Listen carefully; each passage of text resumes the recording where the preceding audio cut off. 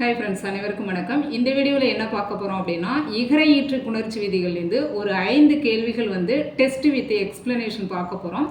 இந்த 5 கேள்விக்கான டெஸ்ட்டில் நீங்கள் எத்தனை மார்க் எடுத்திருக்கீங்க அப்படிங்கிறத கீழே கமெண்ட் பண்ணுங்கள். இதை ஒரு சேலஞ்சிங்காக எடுத்துக்கிட்டு இந்த டெஸ்ட்டை அட்டன் பண்ணுங்கள். ஓகே, வாங்க பார்க்கலாம். முதல் கேள்வி, கூற்று நாளி ப்ளஸ் உரி நாடுரி என்பதில் நாளி என்பதன் ஈற்றில் உள்ள ழி என்னும் உயிர்மை நீங்கி டகரமை வந்தது. காரணம், நன்னூலார் நாளி என்ற சொல்லுக்கு புணர்ச்சி விதியாக இதனை கூறியுள்ளார். ஆப்ஷன் ஏ கூற்று சரி, காரணம் தவறு. பி கூற்று தவறு, காரணம் சரி. சி கூற்று மற்றும் காரணம் இரண்டும் தவறு. டி கூற்று மற்றும் காரணம் இரண்டும் சரி, மேலும் காரணம் கூற்றுக்கான சரியான விளக்கம். விடை ஆப்ஷன் டி, கூற்று மற்றும் காரணம் இரண்டும் சரி, மேலும் காரணம் கூற்றுக்கான சரியான விளக்கம். ஓகேவா? இது எப்படி அப்படிங்கிறத இந்த விளக்கத்தை பார்க்கலாம். ஃபஸ்ட்டு இதில் பாருங்கள், நாளி அப்படிங்கிறது இது ஒரு முகத்தல் அளவை பெயர். உரி அப்படிங்கிறதும் ஒரு முகத்தல் அளவை பெயர். இந்த இரண்டு முகத்தல் அளவை பெயர் புணரும் போது அதில் உள்ள ழி அப்படிங்கிற உயிர்மை நீங்கி நமக்கு என்ன தோன்றும்னா டகரமை இட்டு தோன்றும். அப்போ நாட் ப்ளஸ் உரி அப்படின்னு வரும். அப்போ அது உடல்மேல் உயிர் ஒன்றுவது இயல்பே அப்படிங்கிற விதிப்படி நாடுரி அப்படின்னு புணரும். அடுத்த கேள்வி, கூற்று புளி ப்ளஸ் கறி புணரும் போது புளிக்கறி என வல்லினம் மட்டுமே மிகும், அதற்கு இன மெல்லினம் மிகாது. காரணம், சுவையை உணர்த்தும் புளி என்ற சொல்லின் முன் வல்லினம் மிகுவதோடு அதற்கு இனமான மெல்லினமும் சில சமயம் மிகும். இதற்கான விடையை நீங்கள் கமெண்ட் பண்ணலாம். விடை கூற்று தவறு, காரணம் சரி. ஏன் கூற்று தவறு அப்படின்னு பார்க்கலாம். அதாவது புளி ப்ளஸ் கறி புணரும் போது, அதாவது ஒரு சுவை பெயர் முன் வல்லினம் வருது. அதாவது நிலைமொழியில் சுவை பெயர் இருக்கு. புளி அப்படிங்கிறது ஒரு சுவை பெயர். வருமொழியில் வல்லினம் வந்தது அப்படின்னா அந்த சுவை பெயர் முன் வரும்போது வல்லினமும் மிகும், அதற்கு இனமான மெல்லினமும் மிகும். இங்கே மிகாதுன்னு கொடுத்துருக்காங்க, மெல்லினமும் மிகும். அப்போ புளிக்கறின்னு சொல்லலாம். புளிங் இங்கு வரும். இதற்கு இணை எழுத்து, காவுக்கு இணை எழுத்து இங்கு. அப்போ புளிங்கறி அப்படிங்கிறதும் அப்படியும் புணரும். அப்போ வல்லினமும் மிகும், அதற்கு இனமான மெல்லினமும் மிகும்.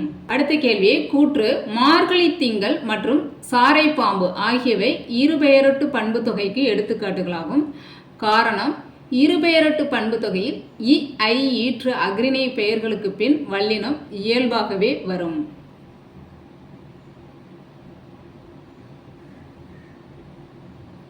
இதற்கான விடை ஏ கூற்று சரி, காரணம் தவறு.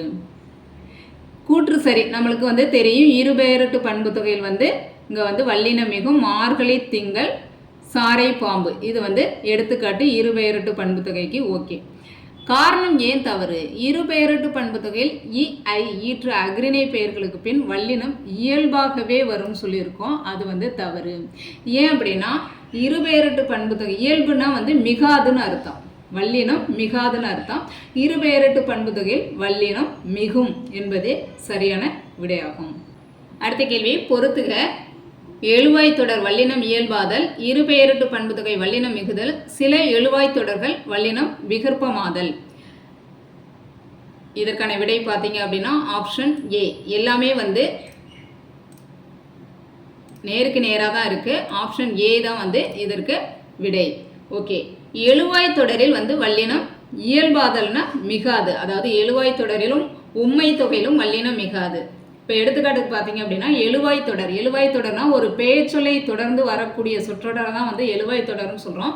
புலி அப்படிங்கிறது பெயர்ச்சொல், யானை அப்படிங்கிறது பெயர்ச்சொல். இதனை தொடர்ந்து ஒரு தொடர் வரும்போது அங்கே வல்லினம் மிகாது. புலி சிறியது, யானை பெரியது அப்படின்னு வரும். அடுத்தது உம்மை தொகை, செடி கொடி இப்படி இருக்கு. செடியும் கொடியும், அப்போ அது உம்மை தொகை, அதில் வல்லினம் மிகாது. யானை குதிரை, யானையும் குதிரையும், அப்போ யானை குதிரை, அதில் வல்லினம் மிகாது. அடுத்தது என்ன சொல்லியிருக்காங்க? இருபெயரட்டு பண்பு தொகை. இருபெயரட்டு பண்பு தொகையில் வல்லினம் மிகும். அப்போ இருபெயரட்டு பண்பு தொகை நம்ம ஏற்கனவே பார்த்தோம். மார்கழி திங்கள் அதாவது திங்கள்ங்கிறது பொது பெயர் மாதம், அப்போ மார்கழிங்கிறது என்னதான் மாதம் தான், அப்போ அது வந்து சிறப்பு பெயர்னு சொல்கிறோம். இந்த மாதிரி பொது பெயர் சிறப்பு பெயர் ரெண்டுமே ஒரே பொருளை தரும்போது அதை வந்து இருபெயரட்டு பண்பு தொகைன்னு சொல்கிறோம். அந்த இருபெயரட்டு பண்பு தொகையில் வல்லினம் மிகும். அதே மாதிரி பாம்புங்கிறது பொது பெயர், சாரைங்கிறது சிறப்பு பெயர். பாம்பு சாரைங்கிறது எதை தான் குறிக்குது, பாம்பை தான் குறிக்குது. அப்போ இரண்டுமே ஒரே பொருளை தருது, அதை தான் இருபெயரட்டு பண்பு தொகை. அந்த இடத்துல வந்து வல்லினம் மிகும். அடுத்தது சில எழுவாய் தொடர்கள் வல்லினம் விகற்பமாதல். அது என்ன விகற்பமாதல் அப்படின்னா, வல்லினம் மிக்கும் வரும், வல்லினம் மிகாமலும் வரும், அதை தான் விகற்பமாதல்னு சொல்கிறோம். இப்போ எடுத்துக்காட்ட பாருங்க, கிளி ப்ளஸ் சிறிது, கிளி சிறிது அப்படின்னு வல்லினம் மிகாமல் வந்திருக்கு. அடுத்து கிளி சிறிது அப்படின்னு எழுதலாம். அடுத்தது திணை பிளஸ் சிறிது, திணை சிறிதுன்னு எழுதலாம், திணை சிறிதுன்னு எழுதலாம். இந்த மாதிரி வல்லினம் மிக்கும் மிகாமலும் வருவதை வந்து என்னன்னு சொல்கிறோம் அப்படின்னா விகற்பமாதல். அது வந்து சில எழுவாய் தொடரில் அந்த மாதிரி வரும். அடுத்த கடைசி கேள்வி, பழங்கால முகத்தல் அளவை பெயர்களான நாளை மற்றும் உரி என்பவற்றின் பொருள் என்ன? விடை ஆப்ஷன் ஏ, நாளை என்பது ஒரு படி, உரி என்பது அரைப்படியை குறிக்கும். ஓகேவா? ஓகே ஃப்ரெண்ட்ஸ், உங்களுடைய மார்க் எவ்வளவுங்கிறத கமெண்ட் பண்ணுங்கள். இதே மாதிரி அடுத்து ஒரு 5 கேள்விகளோடு வருகிறேன். நன்றி, வணக்கம்.